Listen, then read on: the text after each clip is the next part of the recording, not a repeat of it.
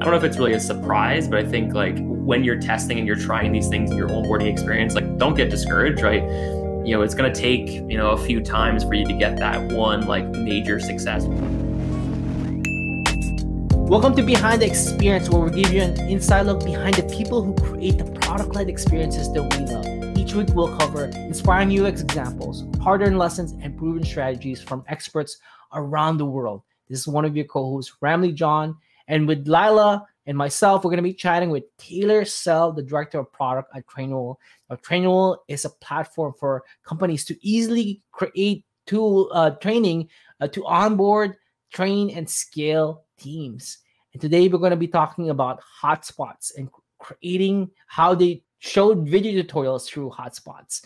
Now, often when we think about onboarding, it's ones that get in the way of user experience. And in this one, we're going to be chatting particularly about how to create non-intrusive educational content to really help users get and see the value of your product. So let's jump in our chat with Taylor. Hello, everyone. Welcome to the Really Good UX Show powered by AppQs, where we geek out on frameworks, tools, and inspiring examples that drive product adoption. This is Ramli John, your host, and I have here my lovely co-host, Lila. Hello, everyone. Bouncing around and being distracting and annoying as usual. You can't see me, but you could hear me probably. So today we have Taylor Sell, one of my favorite customers here at AppQs. He's the Director of Product over at Trainual, a leading SaaS platform transforming the way businesses onboard, train, and scale teams. How's it going, Taylor? I'm doing great. Thanks for asking me. Thanks for having me here. And it's great to see the both of you again.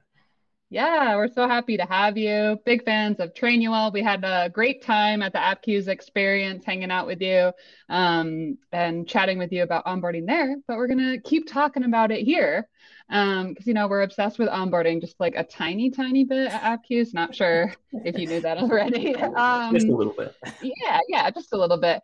So the first question I wanted to ask you, if we could just dive right in, is how do you define onboarding at Trainual? Yeah, I think I'm trying to think about how to say this without using the word onboarding. But basically, how do you educate or train new users on how to leverage and use your product that will ultimately set them up for success to see the value in your product? And if you do that well, that's onboarding in a nutshell. I love the really excellent student approach to that and not using the word to define the word. Right? Yeah. There's a game, I think, with that where, guess this word without saying the word. Yeah, taboo, right? Taboo. Yeah, I think that's not called. Yeah, no, that makes a ton of sense. Totally agree with that. I mean, I'm just curious, like, when you all were thinking about that definition at Trainual, who owns that? Is there any one person that owns onboarding there, or is it more of a cross-functional ownership? Yeah, it's 100% cross-functional, right? So there's so many different inputs that build kind of an onboarding experience. And I can break down like even a little bit further too. Like, so for us, like there's pre-sale and there's post-sale onboarding, right? And both of those things together build out the actual onboarding experience. But like for us, like pre-sale, so that's like you can sign up for the product. You have a 7-day trial. You can actually use it, learn about the product, see if you like it, and then ultimately purchase, right?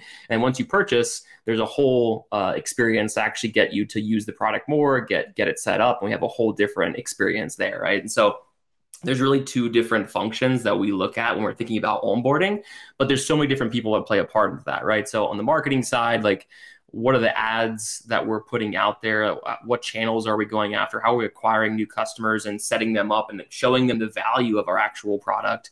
To obviously product itself, like how do we in the application like guide people and educate people and show them what they can actually get with our product. Our sales team obviously targets specific types of customers as well. And then obviously with that post-sale side, on the CX side, like just account management and how you get people up and running and make sure they're a healthy account. Like there's so many different inputs.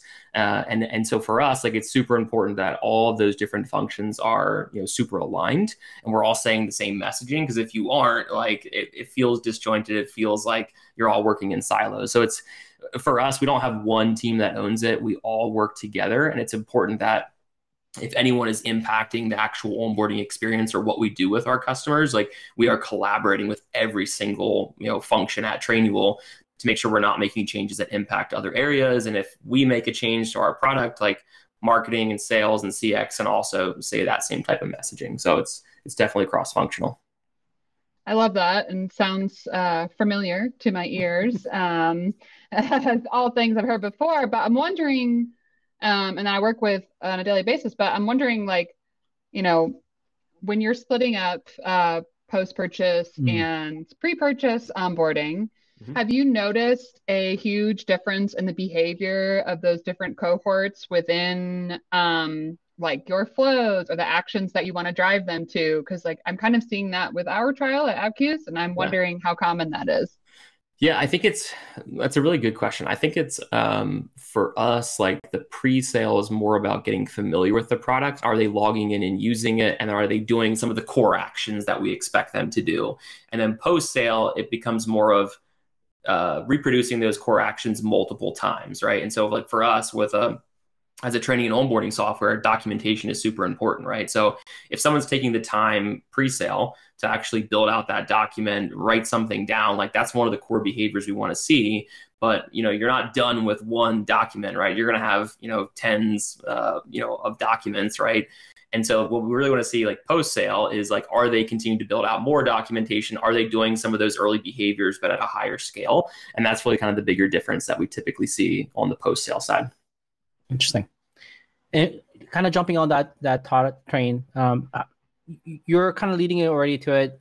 Exactly how between pre-sale and post-sale, what does success in onboarding, let's say for pre-sale, look like? Is it like setting up the document and getting that launch, or is it something else that you've kind of aligned everybody in the team to say, hey, this is the key action, or people call it the aha moment, or whatever the value point, the value moment it is for that pre-sale. So for us, there's a couple of things, and I'll focus mostly on the pre-sale side of things. So like I mentioned earlier, we have a free 7-day trial, right? So anyone can sign up for the product. They get access to everything, like the full feature set. They can do absolutely anything in that 7-day trial. We want them to try it out. We want them to see if it's going to be the right tool for them.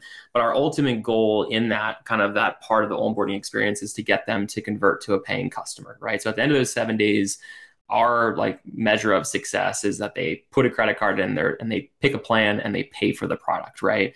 But leading up to that, some of the things that we're looking at, there's two different buckets that we're looking at. One is what we call interested trialers, and the second is what we call activated trialers.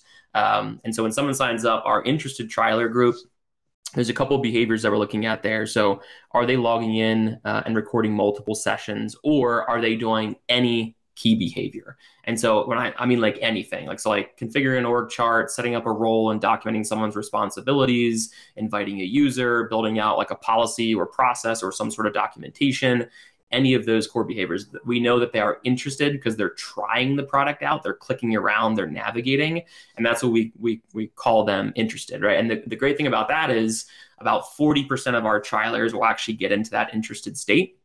And when they hit that amount, or when they get into that bucket, they convert anywhere between 20 to 25%, which is pretty good for us, right? And then that second bucket, which we call activated, is the two major behaviors or key behaviors that give someone the highest chance of becoming a paid customer. And so our activated metric is looking at, they publish a document, so they make that document accessible to everyone in their company, or they invite someone into the system and that user logs in, or they accept their invite, right? And so that type of metric, customers will typically convert around 40 to 45% when they get into that bucket. And that's about 20 to 25% of our customers will actually get to that in the 7-day trial. So like those are some of the things that we're looking at based on behaviors and then how they actually mature in that 7 days. And what's great about that is like ultimately we can see within day one, like of that trialing cohort, like, is this going to be a good group of customers? Like, what's the chance of them converting? Are they doing the behaviors that we want them to do? And that also allows us to tailor different things on the marketing side and how we package things or how we message things and see, like, can we get more people into a trial and can we get them to do some of those behaviors early on to ultimately get us to that end state, which is, a paying customer. Yeah, totally. I mean, that sounds like my dream funnel meeting right there. I mean, do you have, especially those metrics, Yeah. but do you have is that, do you don't have to tell me, but do you know, or us, sorry, Ramley, I know you're here, and so are the listeners. Um, do you know what your best sources for like your most highly activated cohorts are? Like that's every marketer's Yeah. dream. Yeah, I would love to say that we have all those answers, right? I think it's one of those things where, we know that things like referral is some of our most successful. So if it's coming from a friend or they're referred, like the chance of them converting is much higher, right? But yeah, a lot of our like organic is a major driver for us. So we're big on brand and putting materials out there and just building awareness, right? Like organic and SEO is a big thing for us. And then obviously paid channels as well. We do dabble in social as well as like Google paid and things like that. But those are a lot of the major channels that are bringing our trialers in. But yeah, referral and organic is our two big drivers there. Yeah, we see the same thing at AppKeys as well. I wanted to ask you about those conversion stuff that you mentioned earlier. Like if they're interested, they convert at this. If they're activated, they're 40%. How Yeah. did your team come up with to that? Like I'm guessing there was some number magic, some Yeah. magician in the background numbers. It could be Yes. you. It could be It's you not me, I'll tell you who that. who calculated that, because that's something that people want to drive to. Like if they do X, they're more likely to they're X% more likely to convert. So how did you guys figure that out? Yeah, a lot of trial and error, right? And so in the earlier days, like really what it was just like listening to our customers and asking them a lot of questions, or working with our customer facing teams or our sales team to see like where are people gravitating to, what are they trying to do, and we came up with our own type of metric from that. And so that's how we started to do that. And once you put that tracking in place, you can start to measure like, okay, like what are we seeing? What are we learning from this? And then is there something we need to be adjusting or new insights that are coming in? So a lot of it started from just like the team and surfacing those insights and then reevaluating what we thought was the metrics early on. I'll give a quick shout out to our analytics team. They're one of the main reasons why we're able to have such like detail in some of those metrics. But as soon as we got some of our data and like just tracking in place, we were able to say like, okay, these are all the core behaviors that basically mean they're using the product. And now let's map that back to like conversion rate and session activity and things like that. So like it's definitely been an evolution for us. It just wasn't out of the gate where we're like, we knew this is exactly what people were doing in the product. But we started with just like qualitative insights, talking with our customers, talking with the people that were typically, positioning and selling the product. And that was the foundation for it. And then we built to the point of having like an analytics team that could actually measure all of that. It totally makes sense. I really appreciate you sharing that. I think that's something that a lot of teams are trying to drive towards. I want to jump into some of the really good UX stuff that your team is doing and showing. One of them, I'll show this, and I'm going to describe it for people who are tuning in over the podcast. As soon as you sign up, I did this yesterday. As soon as I sign up, there's this modal that appears, building your account, and at the bottom it says who you're going to train. It actually, I apologize to you early because I signed up like 5 or 10 times or 20. I forget. I lost count. I'm sorry. Ramley's coming for your free trials, people. Watch out. And there was different messages, and I can't remember. There was a funny one that I was just like, that's actually funny. And it's what's the story behind this humor or this message, so that I guess people don't usually think about this, but your team, the folks at Trainual obviously did. Yeah, I mean, obviously it's a testament to like our marketing team, our product marketing team, and really kind of defining our voice and how we want to be represented as a brand in the market. And that's something that we've always done a really good job with, how we're perceived in our ads and things like that. And we always try and bring humor to it, right? And so, in the early days, years ago, like we really our product didn't necessarily map to that voice, that tone, right? And so this is one of those efforts to obviously like start building the two together. And like training and onboarding isn't necessarily like the most fun thing, right? Like when you think about like, hey, I have to go get trained or I have to go through some sort of policy, whatever the case is, like it can be stale, it can be boring, right? And so like for us and like how we want our product to be represented is just to be fun and playful and just get people, even if it's, you know, it is a policy or it is something that's a little bit more dry, like let's have fun with it, right? And this is just like a nod to that when people are signing up. Like we're big fans of GIFs and memes and things like that, and introducing that into your training materials, and we give people those types of resources so that they can build that into their own, you know, processes and documentation, just so, like I said, we can make it a little bit more lively, a little bit more playful, and it's not such a daunting task to go in there and, you know, consume your materials.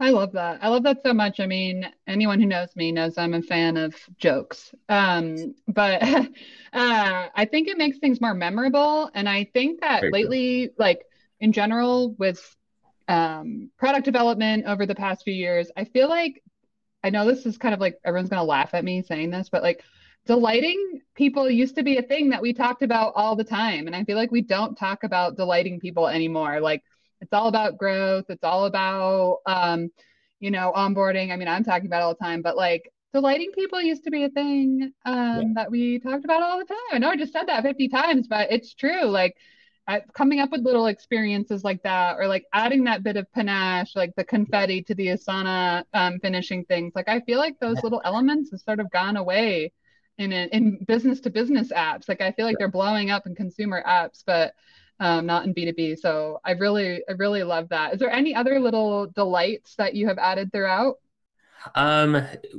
So there's obviously messaging and things like that. We obviously try and incorporate GIFs. We do have a couple Easter eggs in the product as well. Like if you do a certain action, like you'll get something, a GIF that pops up. What? But I cannot tell you how you get there. I do not want to spoil. Oh no, please don't. So, please don't. You do have to get in there and you have to try the product. Right. But yeah, I mean, like those are some of the things that we've obviously tried to do. We're actually working on a 404 page right now that I will not express. I don't want to ruin the surprise from the team, but there will be some delight in the 404 page. Obviously, no one ever likes going to a 404, so we want to make it a little bit fun and exciting when you do get to that. But I mean, to the point that you were making, like one of the things that we try and do at Trainual, especially on the product and design side, is you have like, I like to think about like when you're building functionality, you're building experiences, there's your must-haves, so the things like, hey, this won't work without this. We must have this, right, in the experience or in the feature.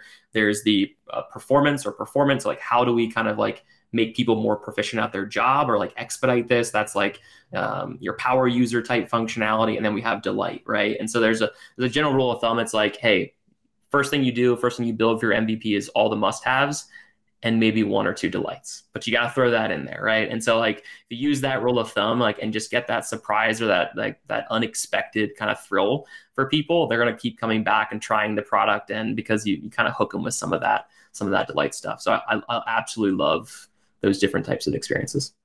Yeah, I love that you include it in your must-haves. I think most people are like, no, it's a skateboard. We're going. We're going. You know, whatever it is, right? So love that so much. Yeah, same here. One of the other it took me a while to find this hotspot. I think it is in a specific page. I feel like it's a little bit of a Easter. It might be an Easter egg as well. Where like I think that's the beauty about hotspots is like it's subtle. Like it's not in your face, and it's very effective if people need help. And I'm showing the screen for people who are tuning in over podcasts again. It says right beside a heading called processes, there's like this blinking hotspot. And when you click on it, a video pops up, and I click on the video, and it kind of describes somebody describing, like, I'm guessing how to set up a process here. You've said that there were some interesting experiments and results or data that you have about this. I'm curious what that is, Taylor. If you could share a little bit about it for folks who are tuning in. Sure. Yeah. So like ultimately when we started to think about our onboarding experience for trialing customers, what we really started to see is the more we put in front of them, or the more tours or more guided we tried to make it, the less they engaged, right? And so when we really took a step back and looked at like, who are the people that are signing up? Like who is that persona? Who is our target customer that's typically signing up for a trial? What we really found is it's C-level founders, business owners, like department heads, HR leads, like people that are running departments or running organizations. And they never, well, I shouldn't say they never, but a lot of those people, they don't have time, right? And so, they're relatively tech savvy. They're typically going to figure things out on their own. So when they get into a product, they're kind of have that attitude of like, hey, get out of my way, let me figure it out. If I need your help, I'll come ask for it, right? And so when we really started to understand those type of people coming in, hotspots was a great way of saying like, hey, we're here if you need us, but we're going to stay out of your way until you actually need us, right? And so we ran a test with these hotspots with educational content, or just kind of how to use the page, how to set it up, the value behind that area of the product. And when we did a 50-50 split, like some of our activation metrics as well as our conversion rate like skyrocketed. And so our activation metric went up 100%, and then our conversion rate went up 80%. And so like those are pretty massive numbers to increase that. And so it's a testament to the team and understanding who's coming in and just saying like, this is how they learn, this is how they think. So let's build an experience around that. And it was a pretty big win for us as an organization, and just how we onboard our customers into the product. I love it. And I'm like, one thing that jumps out at me, and it looks like it's on purpose, but I don't know if you tested this to be this way, but that the hotspot is the same blue color as the trial banner. So to me, like, at least I think it is a similar blue shade. So it kind of connects to me that it's like another trial message. Did you test that, or was that from the get-go? We did not, but I like the observation there. That's like our branding color, so we wanted to obviously make that match. But I would love to say that we were testing that. Well, I was just wondering because it, like, to me, right, like I would expect the hotspot to maybe be purple, just because of like your brand purple being the CTAs. But like I really like the fact that it is the same color, because for those of you who can't see the screen, they also, along with the hotspots, they have an awesome persistent trial banner that says how many days are left in their trial with like a little hourglass. And then on the right, there's an upgrade now button and a view demo. I love these types of persistent trial banners. I've seen them work so well when you can get them added in. But yeah, I just love that it's the same color there. It makes me feel like it's related to the trial or something like that. Like these are my trial colors. That's great insight. And it's funny you bring up the trial banner. You're actually, through this screenshot, you're going through an A/B test that we're running right now. So we revamped the entire trial banner, just to see if we can get people to convert earlier in that 7-day trial, and also give additional resources. Obviously the countdown there is 7 days, like that'll actually count down as you're going through your trial to create a little bit more urgency and things like that. But yeah, you're going through one of our tests right now.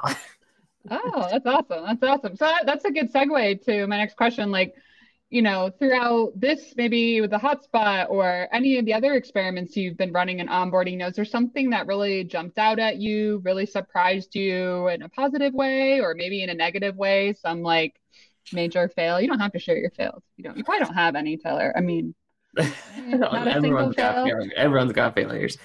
Yeah, as far as like surprised, yeah, we're, as much as we are testing, like more times than not, we are having failures, I think, as an organization, but that's what makes it fun, right? To have one of those like cool wins and some of those cool metrics that come out of one of those tests that you're running. Absolutely. Yeah. Not all tests are winners. That's why it's a test. Yes. Otherwise, wow, we'd just be all so good at our jobs. We'd just be able to spin things up and they all work. Everyone would do it if it was that easy, right? Yeah, right? No.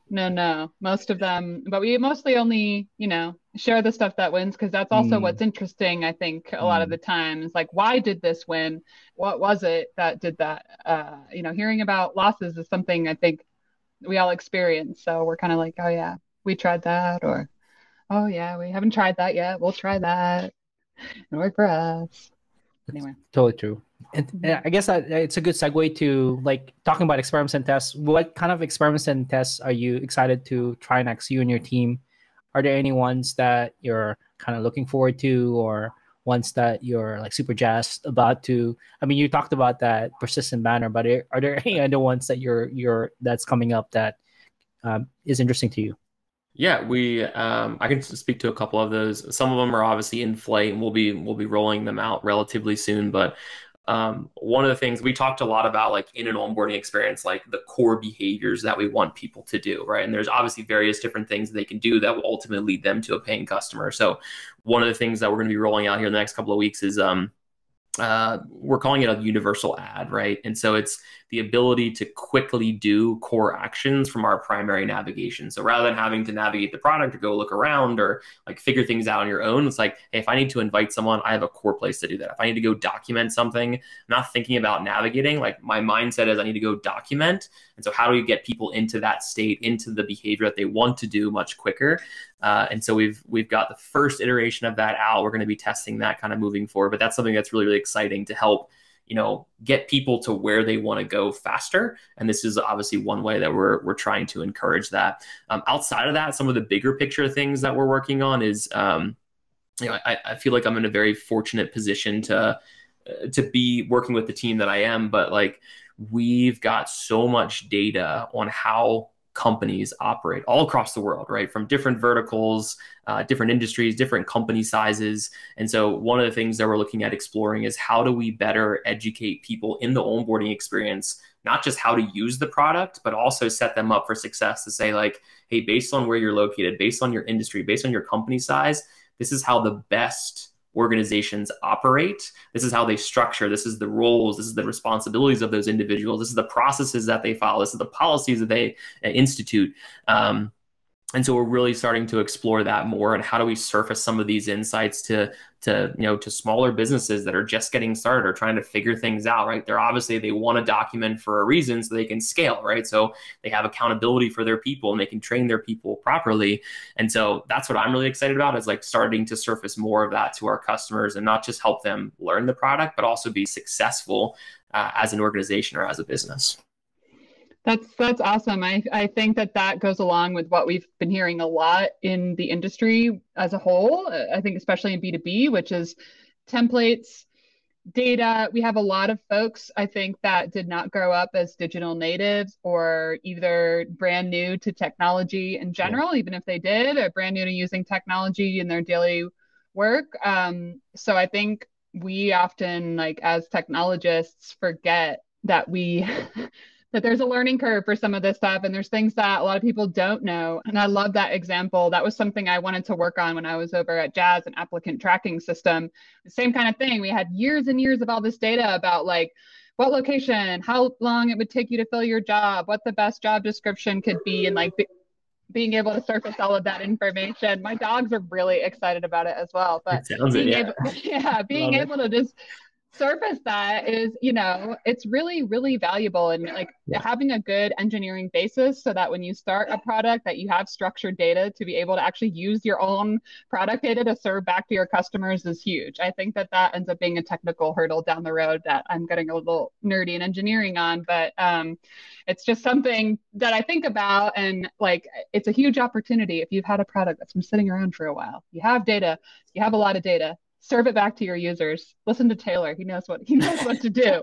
He knows what to do. I love it. I want to get into Trainual and start a free trial again. But I'm not going to do it. I'm not going to blow up your team again. Ramley's excited enough for it. Ramley can't sign up for any more trials, but Ramley's blocked. There's a Ramley exclusion list on every trial set up. Just kidding, Ramley. Well, Taylor, where can people find out more about the cool stuff you're doing, and can connect with you on LinkedIn? Do you have any other things that you're working on? I would definitely say if you're interested in learning more about Trainual, go to trainual.com. Like, I'm always looking for like really talented product and design people. So if you're interested in the B2B SaaS space and helping organizations grow through documentation, like hit me up. We can definitely chat more about opportunities there. LinkedIn, occasionally I'll post there from time to time. I would say check me out on other social media platforms, but you're not going to find much. Maybe a few photos of my dog and maybe my wife, but you're going to be let down a little bit there. So definitely LinkedIn is probably the best place to connect with me.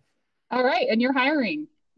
We are always hiring. We're always looking for the right people for the team. So awesome. So check out their careers page. Maybe go connect with Taylor on LinkedIn if you're looking for one or two posts. Definitely connect to them and follow what Trainual is doing. They're an awesome team. And that's all the time we have for today. I'm sure we will not leave Taylor alone, and the folks at Trainual will want to hear from them again sometime and be around. But thank you so much, everybody, for tuning in. And Taylor, we really, really appreciate your time. Thank you so much. Thanks so much, Taylor. Anytime.